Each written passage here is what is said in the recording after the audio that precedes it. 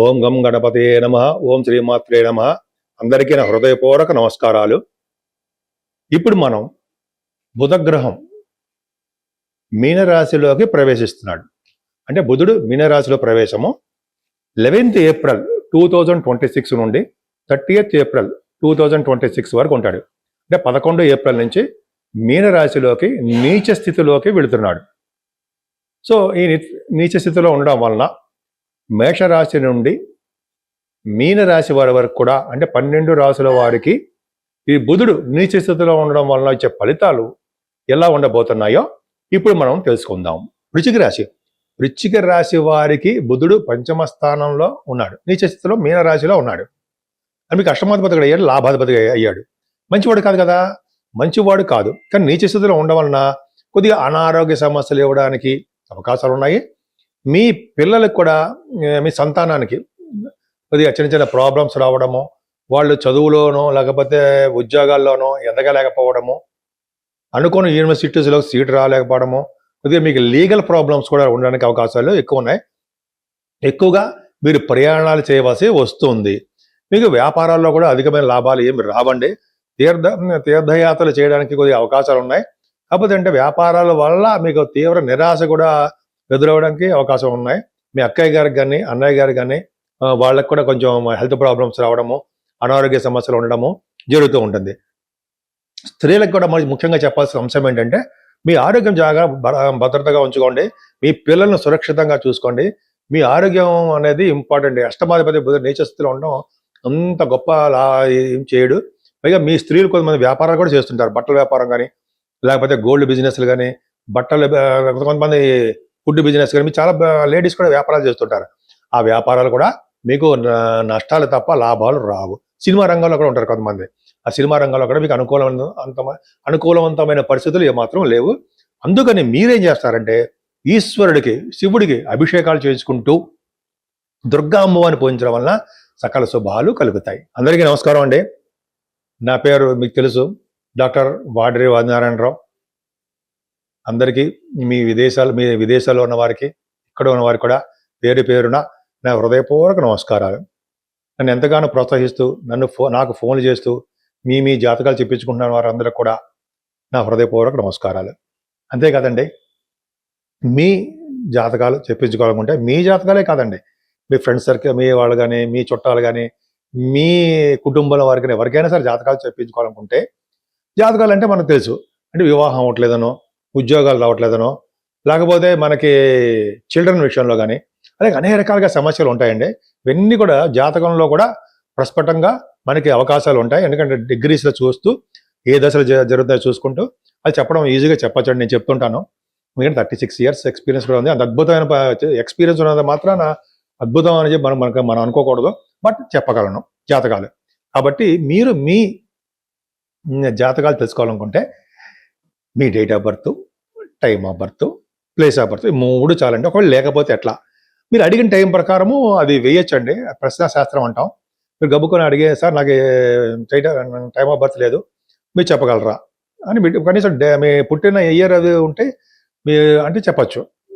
So అది పెద్ద problem కాదు. కానీ బట్ ఉంటే, టైమ్ ఆఫ్ బర్త్ ఉంటేనండి, పుట్టిన టైం ఉంటే కరెక్ట్గా మనం ప్రిడిక్షన్ చేయడానికి పలానా టైంలో ఉద్యోగం వస్తుందనో, పలానా మంత్లో మీకు పెళ్ళిళ్ళు అవుతాయనో, పలానా ఇయర్లో కానీ అది మంత్లో కానీ ఫారిన్ కంట్రీస్ వెళ్తారని చెప్పచ్చు. నేను చాలామంది జరిగింది కూడా. ఇంకో వీడియోస్ కావాలని పెట్టమని పెడతా కూడా. సరే, పక్క పెడదామండి. అంతేకాకుండా వాస్తు సంబంధించిన విషయాలు మీకు ఏమైనా డౌట్లు ఉన్నా, ఏమైనా మీకు అడగాలనుకున్నా కూడా మీరు వాస్తు సలహాలు కూడా నేను ఇస్తానండి. వాస్తులో కూడా నేను ఆస్ట్రాలజీ అండ్ వాస్తులో కూడా నేను చేశాను. 26 సంవత్సరాల కళ నాకు డాక్టరేట్ చేయాలని, అలాగే భగవంతుడి దయ వల్ల వచ్చింది. పక్క పెడదామండి. సో మీ జాతకాలు చెప్పించుకోవాలనుకుంటే తప్పకుండా మన ఆది ఆస్ట్రాలజీని మీకు ఫోన్ చేయండి, కింద స్క్రోల్ అవుతుంది. ఇలా నేను షూటింగ్స్లో ఉన్నప్పుడు కానీ, జర్నీస్లో ఉన్నప్పుడు కానీ, మీకు పర్సనల్ పనులు ఉన్నప్పుడు కానీ నేను గబుక్కని మీకు ఫోన్ లిఫ్ట్ చేయలేకపోవచ్చు. నేనే పర్సనల్గా మీతో మాట్లాడతాను. కాబట్టి మీరు వాట్సాప్లో మెసేజ్లు పెట్టేయండి, నేను తప్పకుండా చూసి నేను మీతో మాట్లాడతాను. మీ జాతకాలకు సంబంధించిన పరిష్కార మార్గాలు ఏ విధంగా చేస్తే బాగుంటుంది అదన్నీ చెప్తాను. అంటే లక్షలు ఖర్చు పెట్టించేమని చెప్పి ఏమాత్రం చెప్పను. నెగిటివ్ థాట్స్ కూడా అసలు ఉండవు. మీ పరిధిలో ఉన్నట్టుగా పూజలు చేసుకుంటాను. లేకపోతే మీకు అంత అద్భుతంగా దశలో బాగోకపోతే చిన్న చిన్న జపాలు చేయించుకుంటాను అని తప్ప నాకు మీకు డబ్బు ఖర్చు పెట్టడం వల్ల మీకు డబ్బు ఖర్చు పెట్టించడం వల్ల నాకేమీ ఫలితం ఉండదు. ఆ దోషం నాకు అంటుకుంటుంది. కాబట్టి నా సాయశక్తిలా మీకు కష్టపడి జాతకం చెప్తాను. టైం బాగోపోతే మాత్రం కొంచెం చిన్న పరిహారాలు చేసుకోండి అని చెప్తాను, అంతే. సరేనండి. మనం ఈ నెలలో మన శుక్రుడు గురించి చెప్పుకున్నాం కదా. అసలు ఈ శుక్రుడు యొక్క ప్రభావం మనమే అందరి మీద ఉండాలంటే ఏం చేయాలి? పైగా ఈ నెలలో మనకి వైశాఖ మాసం వస్తుందండి. 18వ తారీఖు నుంచి మనం దానాలు, పూజలు అవన్నీ చేసుకోవాల్సిందే. ఎందుకంటే ఈ వైశాఖ మాసంలో శుక్రుడు కూడా ఉంటాడు కాబట్టి నెలాఖరు వరకు శుక్రుడు అంటున్నాడు, సారీ బుధుడు అండి. బుధుడు గురించి శుక్రుడు కూడా ఆలోచన చేస్తూ ఉంటుంది. నెక్స్ట్ శుక్రుడు గురించి చెప్పుకోబోతున్నాం. బుధుడు కూడా అండి, బుధుడు నీచత్వం పోయి మనకి మంచిగా జరగాలంటే బుధుడు విష్ణువుకు సంబంధించిన పూజలు ఎక్కువ చేసుకోవాలండి. పైగా సింహాచల నరసింహస్వామి యొక్క పూజలు కూడా ఆయన అలా ఆల్మోస్ట్ మనకి 27వ తారీఖు ఉందండి. అది దర్శనం చేసుకోవడము. లక్ష్మీ నరసింహస్వామి అంటాం కదా, సింహాచల లక్ష్మీ నరసింహస్వామి, వారికి దర్శించుకోవడము, ఆయన నమస్కారం పెట్టుకోవడం. విష్ణుమూర్తి కదండి, విష్ణువుని పూజించడం వలన. అలాగే ఈ నెలలో కూడా మనకి అక్షయ తృతీయ కూడా వస్తుంది. ఆ రోజు బంగారం కాదండి, దానాలు చేయాలి. అలా దానాలు చేయడం వల్ల, మంచి మంచి పూజలు చేసుకోవడం వల్ల మనకి అక్షయంగా పెరుగుతూ ఉంటాయి. అందుకనే ఈ వైశాఖ మాసంలో దానాల్లో అత్యంత ముఖ్యమైనదంటే మంచినీరు దానం. అని చూడండి, చాలామంది మంచినీళ్ళు దానం చేస్తూ ఉంటారు. అవన్నీ పెడుతూ కొన్ని చోట్ల మనకి చూస్తూ ఉంటాం కదా, కుండలలో పెట్టి నీళ్లు పెడితే చేస్తుంటారు కదా, అవన్నీ చేయడం. లేకపోతే మంచినీళ్ళు దానం ఇవ్వడం, కూల్ వాటర్ ఇవ్వడము, ఇలా మనకి కనిపించిన ప్రతి వాళ్ళకి నేను కూడా చేస్తుంటారు. కనిపించిన ప్రతి వాళ్ళకి మంచినీళ్ళు దానం అనేది చేస్తే మనకి కాదు, మనతో పాటు మన తరాల వాళ్ళకి పైనున్న వాళ్ళందరూ కూడా మనకి మన తనువు చాలించిన తర్వాత కూడా ఈ దానం అనేది మనకి చాలా ఉపయోగపడుతుంది. అంతేకాకుండా మంచినీళ్ళు దానమే కాకుండా అన్నదానం, వస్త్రదానం చేయాలండి. వస్త్రము, అన్నదానము, అలాగే మనకి మంచినీళ్ళు దానము, అలాగే గొడుగులు కూడా ఇవ్వాలండి.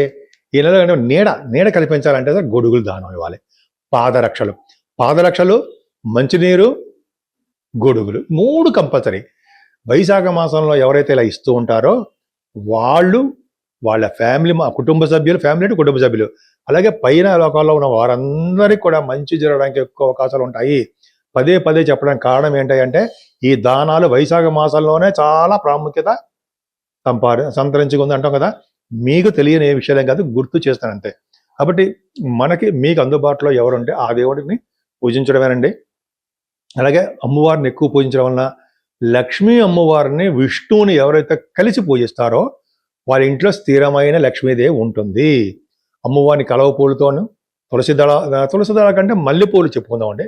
మల్లెపూలతోనూ, విష్ణువుకి తులసి దళాలతోనూ, ఇలాగా మారేడు దళాలతోనూ అమ్మవారికి చేసుకోవడం వలన సకల శుభాలు కలిగి, అష్టైశ్వర్యాలు కలిగి, ప్రతి రంగంలోనూ మీరు ముందంజలో ఉంటారనడంలో ఏమాత్రం సందేహం లేదు.